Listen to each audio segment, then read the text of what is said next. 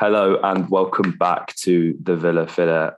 It's the day after the night before, and I'm here with my good friend, as always, Dan Wiseman. Dan, very briefly, mate, Villa won, Burnley won. It's written in the stars, really, weren't it? You know, after me complaining about Villa not drawing enough games, mate, what did Villa go and do? There we go. Wasn't right. Yeah, mate. Typical, isn't it? Apologies for not bringing this to you guys last night. Dan and I are like one of those fans. I think we're coming to that category now, mate, of fans where people can tell us to support our locals. Do you know what I mean? Yeah. I think we're both Villa fans from afar now, aren't we? It's sad. We used to be able to pop down the road for 15 minutes. Now it takes a whole military operation to get us to the games. Just out of, what is your local in Sheff? I think I'm actually closer to Wednesday than United. Are you? But it's probably only about half a mile difference between the two, I'd say. But I'm in the Kelham area, so if anybody's listening from Sheffield, please don't come and find me. But I'm just out here doxing myself. But do you know what? I'm really conflicted because with the playoffs, obviously, yes, the semi-final, that was a brilliant second leg, right? Sheffield United, Forest, obviously. The headbutt, like the Billy Sharp headbutt, Jesus Christ, and Ollie McBurney getting involved as well. I mean, he's had more assaults this year than goals. That guy is an absolute weapon. He needs his head caving, and he genuinely does. I'm really conflicted because I don't want Sheffield United to come up because they mean something to the people of Sheffield, but to me, they're just a completely pointless club. They bring nothing to the Premier League, and other than the fact that I can go on an away day and be back within 5 minutes, which would keep Charlotte very happy. But as well, you know, with Forest, we've got Keenan. You know, we love Keenan Davis. It's the Keenan filler. Probably going to end up moving to Nottingham within the next year or two because that's where Charlotte's based. So, you know, it's kind of like that could be a potential local if they come up and stay up. So I'm a bit conflicted. It's a rock and a hard place. If Sheffield United can come up this year and then Forest can do it next year, then I think we're in a good place. But from a very selfish perspective, right, for how the proximity it takes me to get to an away game, that would be very nice. But less about the Championship, mate. Less about away games, because we'll get onto that at the back end of this podcast. Before we get into the brief Burnley review, turn down, wind down, whatever you want to call it, we have a message from today's video sponsor. This video is sponsored by the wonderful guys over at OneFootball. It is the place to get all of the most up-to-date football news, scores, articles, live updates. You couldn't ask for more. Dan, we use this app every single day of our lives, and they've been kind enough to sponsor us here at the Villa Filler again. Yeah, it powers the podcast, mate. It's my go-to place for live scores, stats, and news from 200 leagues, 12 different languages. It's got the lot, mate. So, guys, if you check out OneFootball using the link in the top of the description, it'll help us out, it'll help you guys out, and it'll help you just enjoy the game that little bit more. Be like Dan and I, download OneFootball. So, guys, if you haven't checked out OneFootball, make sure you do so using the top link in the description. It helps Dan and I out more than you could imagine. I really want to make a Michael Jackson joke, mate, but they've all been exhausted. They've all been exhausted. I'm not going to sit here and make any puns you've heard probably a million times, and I'm sure Gary Neville will be all over that on Match of the Day over the past few game weeks, mate. But, you know, we expected change coming into this game, mate. We discussed it in the preview. Carney starting, first of all. Again, I have to give him his credit, right? I didn't think it was brilliant. I don't think anything we've seen from Carney Chukwuemeka has set the world on fire. If we're being completely real here, guys, I think we have to be. But he put himself about a lot better than he has done in previous outings off the bench. I felt like there was a lot more energy, a lot more tenacity, cleaning the pass. He was putting himself about a little bit, you know, getting himself into a couple duels. And that's what I expect to see, okay? I don't expect to see the finished article from Carney Chukwuemeka, much like this time last year with Jacob Ramsey, mate. We were all saying these things about Jacob as well. But I'm judging by the fact he started, we've got that contract sorted, and hopefully next year he's going to kick on and we can see the talent that we all know he can develop to be, right? Yeah, mate. Yeah, I hope he signs. I mean, we've seen glimpses, and I have a lot of sympathy for the boy because this is his first taste of Premier League football. I don't think you can compare him to JJ because JJ had a whole loan. He had time at Doncaster. You can't compare it to Jack because he had not all of Jack had Notts County. Sorry, all of the guys really that he's been playing with are out on loan. And Carney, we've said for a while on this podcast, and I would still stand by it. I think he is like. He was always the brightest talent in that crop. He was always, JJ's obviously come and starred, but we've known. It felt like when Jack came through, like we knew about Jack when he was playing like 16, 17s, like that age group. And Carney was the same. And, he's not had any glimpse of football. And so, yeah, it's difficult for him. I mean, for any player playing their first taste of football in the Premier League at the tender age of sort of 17, 18, it's very difficult. It's very difficult. And, he's picked up an assist. I thought he looks good at Carrow Road. I think there's been good cameos here and there. I know he hasn't exactly convinced Villa fans, but I mean, this guy does need to be playing football probably at a level that isn't quite as high as the Premier League, just to get him used to it, to get his feet under the table. But my main concern is that I think he would sooner leave than go on loan. Given the caliber of clubs that are interested in him, it's like genuinely like the likes of Bayern Munich, Borussia Dortmund, like big clubs in Germany. I think if you offered him the chance to go, hey, you can go and join Borussia Dortmund or you can go on loan to Newport County, where's he going to go? Do you know what I mean? I think Villa have this battle whereby I think he does desperately need loan football. But I mean, seemingly with all of these problems, and I think it is looking likely that maybe this contract is coming. And if it is, that solves the problem. But I don't know. I can't. For that reason, is a loan going to be sticky? I suppose we'll see. Well, the thing is, being the talent, I think you just have to look at like. I don't think it matters where you go. I genuinely don't think. Of course, the most important thing for a lot of players is game time, and rightfully so. But you look at JJ. JJ played like 8 games for Donny, and then COVID happened, and the season got suspended. And we talk about that being a career-making loan is probably a bit hyperbolic from me, but the experience he's gained of going and playing men's football and being out of his comfort zone by living in Doncaster, which is something that I can't imagine many people would actively choose to do realistically. If the offer of living in Germany or Spain or wherever, Carney has options all over the continent, mate. So why would he do that? But I think, sometimes it is about getting yourself out of your comfort zone. 92% pass accuracy from Carney, won 2 of his 7 ground duels, won his 1 aerial duel. Made 2 tackles. I think it was decent. I think my one.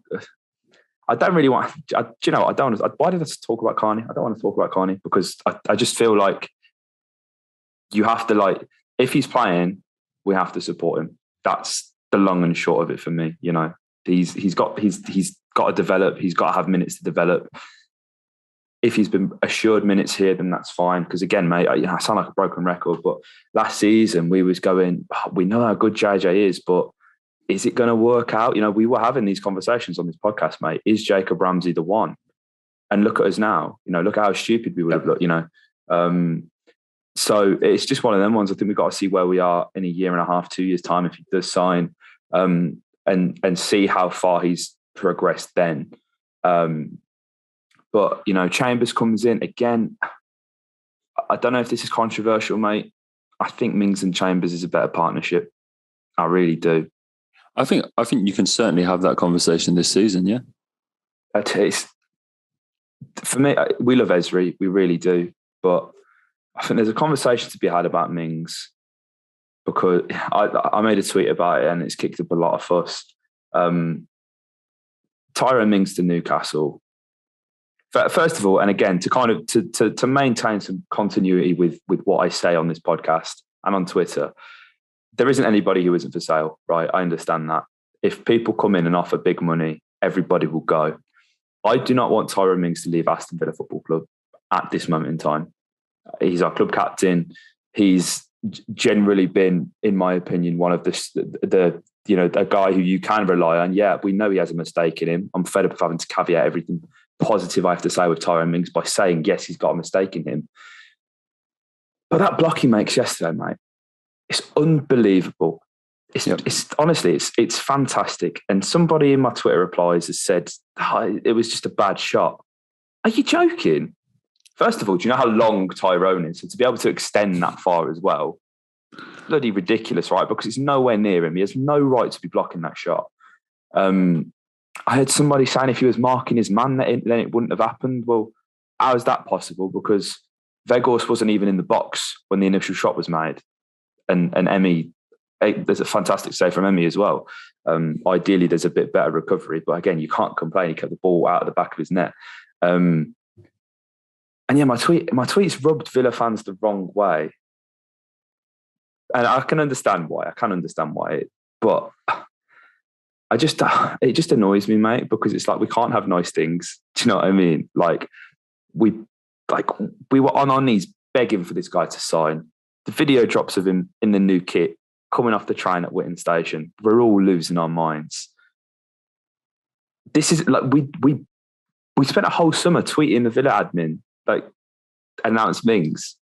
And now it's like, it's okay, we'll just sell him to Newcastle. I know 35 mil is a lot. I know it is, but centre-backs, let alone left-footed centre-backs, mate, are very difficult to find.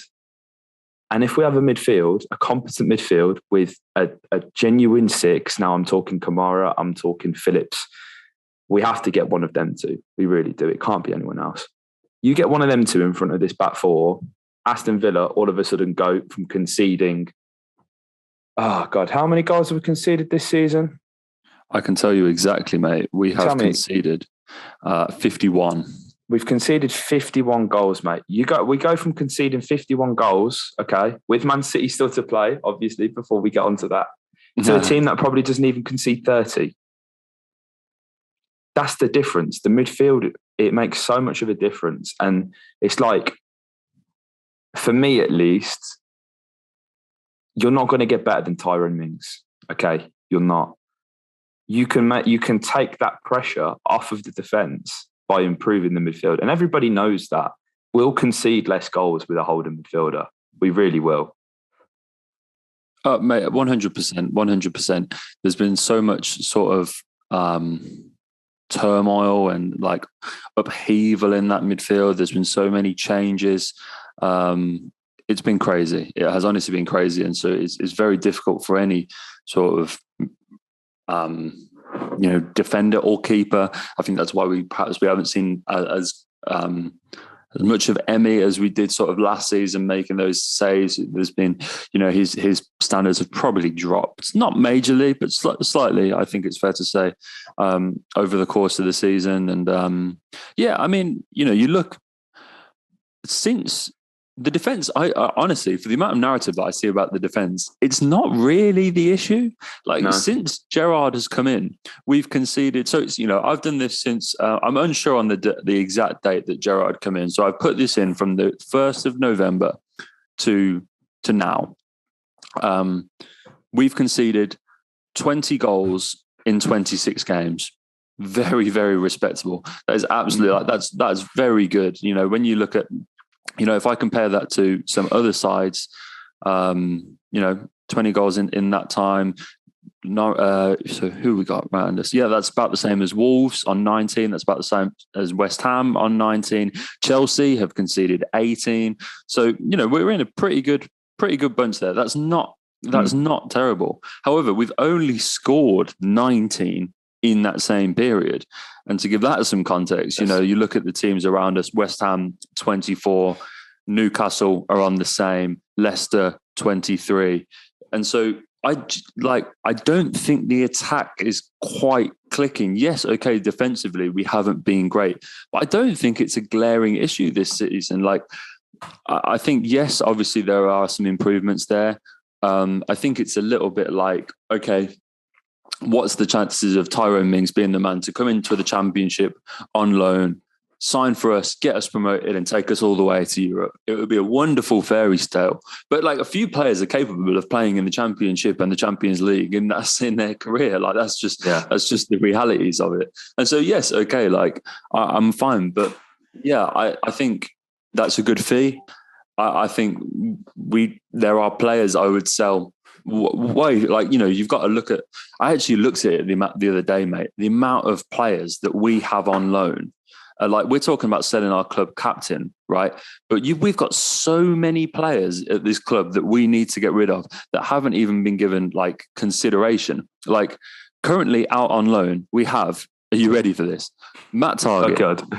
Wesley, Jed Steer, Conor Horan, Trezeguet, Anwar El Ghazi, Frederick Gilbert, Lovre Kalinic, Kane Kessler-Hayden, Jaden Philogene-Badace, Tyreek Wright, Cameron Archer, Keenan Davis, Aaron Ramsey, Arjan Reiki, Philip Marshall, Caleb Chukwuemeka, Akos Anodi, Sebastian Ravan, Louis Barry, and Indiana Vasilev. Right? Let's sell the club captain. But sell your club captain first. Don't worry about Matt Target and Wesley and Steer and Horahan and Trezeguet and El Ghazi and Gilbert and Kalinic. Forget those guys. Seriously, we will do well to offload all of those players this summer. That's like in general. Yeah, like exactly. That's like 8 to 10 players there that we need to get rid of. And it's like, so we've got some priorities before we start worrying about improving the defense and who we're selling out the first team. There's 10 lads on loan. And then I think if you include some boys in the first team, like, you look at Courtney, it would be interesting to see. I think he'll probably go out on loan or something like that. We're talking all the time about what's the future of Sanson, Bertrand Traore, who I thought was actually pretty good yesterday. Douglas Luiz has been a bit up in the air recently. We don't know if Ashley Young is going to renew. There's all these questions about the boys in the first team. So, like, forget Tyrone Mings for now, boys. Forget anyone in that first team for now. We've got a lot of deadwood that we need to clear out first. For sure, man. For sure. And it's like, it's going to be really hard to get rid of him, mate. It really is. It's going to be interesting. I think especially wages, because when you look at people like Kalinic, he's coming in the Championship. Gilbert, I imagine there's probably like promotion. They're probably on way more money than they deserve to be on. I'm not saying like a stupid amount, but it all counts when it comes to like reviewing the accounts and stuff like that, mate. Well, back to the game and back to what happened, mate. Emi Buendia, disaster stroke masterclass, really, giving away the penalty. What was he doing, man? I don't know. But I knew, do you know what? I was saying to all the people around me in the ground, mate, I said, Ashley Barnes is the most pointless footballer in the world. And what does he go and do? He goes and scores. I knew I'd jinx it. It's a well-taken penalty. Ashley Barnes should have even been on the pitch, though, for being realistic, mate. That elbow on Tyrone was nasty, nothing short of a disgrace. But then Emi makes up for it, mate, in front of the whole end. It's a wonderful goal. If somebody said to me, describe Emi Buendia in one goal, that's the goal I show them, right? Because he's come in out of nowhere, popped up in between the two centre halves. He's given it a little bit. It's a wonderful finish as well. And that whole move, mate, it perfectly summed up Emi Buendia. And as well, Callum Chambers, another assist for this man. He is outrageous. This guy's range of passing, it's sublime. And, again, I hate to be, because I think Callum Chambers and Tyrone Mings is a better defensive partnership doesn't mean I don't like Ezri Konsa. I do think Konsa's great. And I think we need to have as many talented players in each position as possible. But Callum Chambers and his range of passing and his mobility, and I watch Cal and I mean this with absolutely no disrespect, mate. Callum Chambers does not look like he should be a good footballer. He really doesn't. He looks like unfit. Maybe that's unfair, especially ironic for me to say. But he looks like he's always just struggling, and it's always like just last. Like, it's always time just to perfection. Like he's a millisecond away from missing out on the tackle or whatever. I don't know if I'm doing a very good job of explaining how I feel about Callum Chambers right there. But like he looks like he's nearly about to miss everything, but he never does. Okay, he's fantastic. I love him, and you don't expect the range of passing. Him to pop up with an assist there, it's brilliant. You don't see that from Konsa because he's a stopper. He's a sitter. He's behind. He's a sweeper almost. Like pretty much like Conor Cody. You don't see Konsa high in the passing statistics. the pressures, the dribbles, distance carried forward, because Mings does that. But now we kind of have that option of the both of them. And it's almost like when we had Mings and Axel for like probably only 5 games in the Championship, both of them took it in turns to carry the ball forwards. And it takes a lot of that pressure off Tyrone as well, which I think is why it's probably a better pairing, in my opinion. Yeah, it's been really interesting. I've absolutely loved that signing. It feels like it felt a good bit of business at the time. It's really become that now. I love that he's seemingly very happy to accept a role within this squad. I think realistically, he is going to sort of have to. I don't think he'll be starting, unfortunately. But he's got a good opportunity now with sort of Ezri's injury and to sort of stake a claim. It looks like Ezri's going to miss the sort of next 4 months or so. So knowing Villa, that's for the next 6 months. And so he's got a good opportunity to come in and stake a claim. And it'd be really interesting to see where we come back after pre-season, because we've been linked with a lot of centre backs. The likes of Tarkowski, who obviously we saw last night. It'd be really interesting to see how that defence takes shape next season, where the armband is, and everything like that. So it's going to be a really interesting shuffle over the summer, mate. And I'm excited to see sort of where Chambers falls in the pecking order. And I think that's ultimately why I think the likes of Horst will leave, because that you got Ezri, Tyrone. It looks like we might sign another first team centre half. So that's 3 centre halves. Then you've got Chambers. It's like he's 5th, 6th in the pecking order there. So I think Courtney might go. But excited to see what we do with Carl, mate. Yeah, for sure, man, for sure. I mean, I can't imagine, Courtney probably sees himself as a Premier League defender, but realistically, I think he can go anywhere within the top 8 of the Championship, and play regularly. I wouldn't be surprised if he went to Norwich, to be honest, mate. Have a little reunion with Dean, see what's going on there. But Manchester City's next, mate. And I'm already bored of the narrative. I'm sick of it, okay? I don't want to see Jack Grealish lift the trophy, but I also don't want Steven Gerrard and Felipe Coutinho to win the Premier League. It's boring, it's exhausting, but it's the world that we live in, mate, because the top 6 are the only clubs that matter, apparently. This is going to be a really interesting one, mate, purely, on the basis that I think it'd be a bit unfair to say Villa haven't been up for the past few games, mate, because I think they have. But ultimately, when there's nothing to play for,